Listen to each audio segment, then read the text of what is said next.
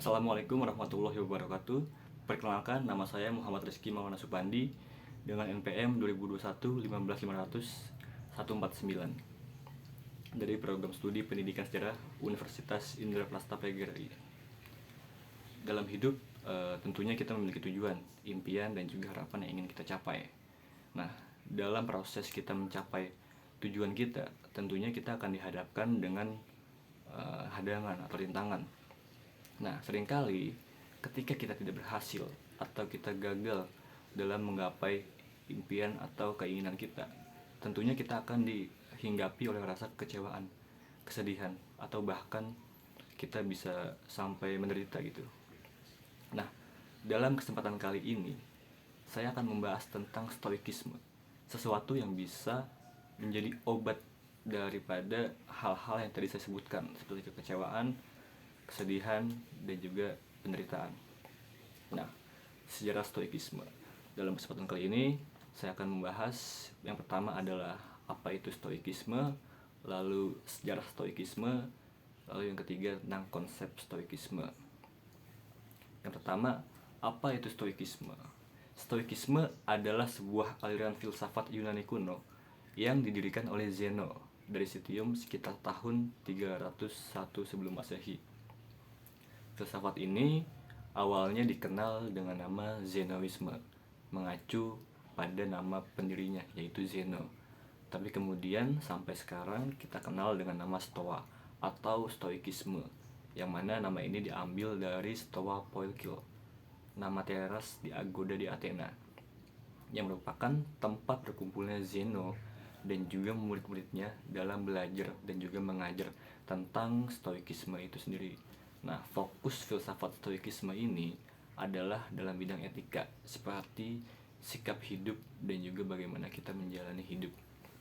Nah, hal ini akan kita bahas lebih banyak di bagian konsep stoikisme. Sebelumnya saya akan menjelaskan tentang sejarah stoikisme. Stoikisme mulai populer dari abad ketiga sebelum Masehi atau sekitar tahun 300-an sebelum Masehi, dan ini berkembang berlangsung sekitar 5 abad sampai dengan abad ketiga Masehi. Banyak pemikir Kristen yang mendapat yang mendapat pencerahan lah atau mendapat pengaruhnya dari Stoa ini dalam hal akademis maupun dalam hal cara hidup begitu. Nah, tokoh-tokoh atau pandangan stoikisme ini bisa kita bagi menjadi 3 bagian ya. Yang pertama adalah Stoa awal. Stoa awal ini berisi tentang Zeno, yang merupakan pencetus daripada filsafat stoikisme itu sendiri.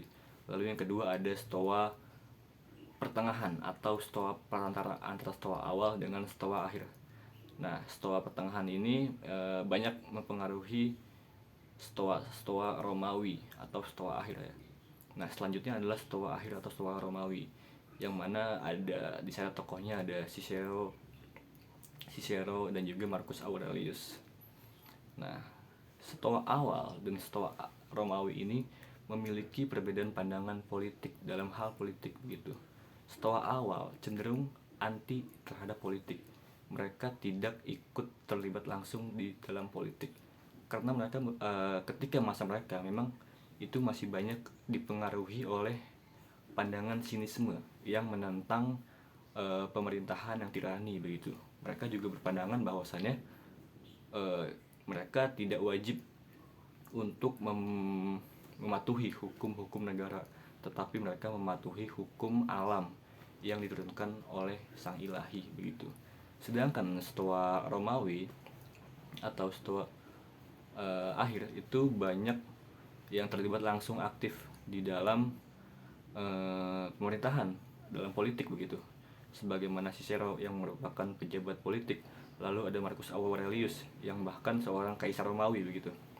Nah, selanjutnya saya akan membahas tentang tokoh-tokoh stoikisme seperti yang tadi saya sebutkan. Pertama ada Zeno yang merupakan pendiri atau pencetus daripada faham filsafat stoikisme itu sendiri. Zeno adalah seorang pedagang ya. Lalu selanjutnya ada Epictetus yang merupakan seorang budak, dan Marcus Aurelius seorang kaisar. Nah, dari ketiga tokoh ini bisa kita lihat bahwasannya stoikisme ini memang bisa diterima oleh berbagai kalangan.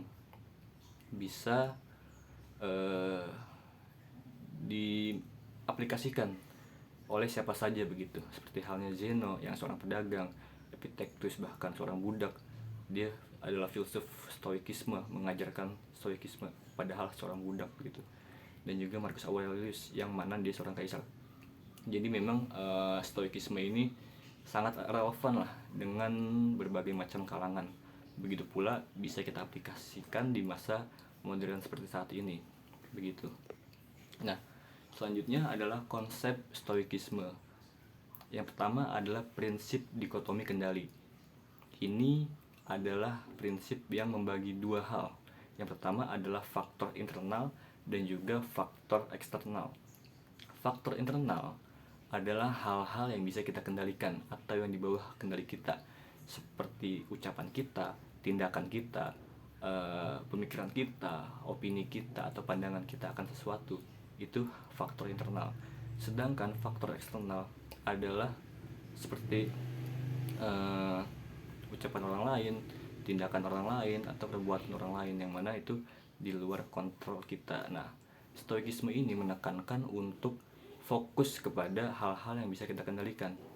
Agar apa? Agar kita bisa memiliki kontrol penuh pada diri kita sendiri. Jadi kita tidak terlalu memikirkan pendapat atau tindakan orang lain yang merugikan kita begitu. Nah, lalu juga mempersiapkan diri sendiri untuk terus berdamai dan menerima emosi-emosi yang datang. Seperti dimulai dengan mengenal diri sendiri yang nantinya akan membuat kita bisa mencintai diri kita sendiri begitu. Dan menerima emosi-emosi yang datang, baik emosi yang positif maupun emosi yang negatif. Jadi kita tidak hanya bisa menerima hal-hal yang positif saja, tapi kita juga bisa menerima kenyataan bahwasannya ada hal-hal yang tidak nyaman dan tidak menyenangkan seperti itu. Nah, sebelum saya tutup, saya akan sedikit membacakan tentang kata-kata dari pepatah Zen yang isinya, jadilah penguasa pikiran, bukan dikuasai oleh pikiran. Terima kasih, kurang lebihnya mohon maaf. Wassalamualaikum warahmatullahi wabarakatuh.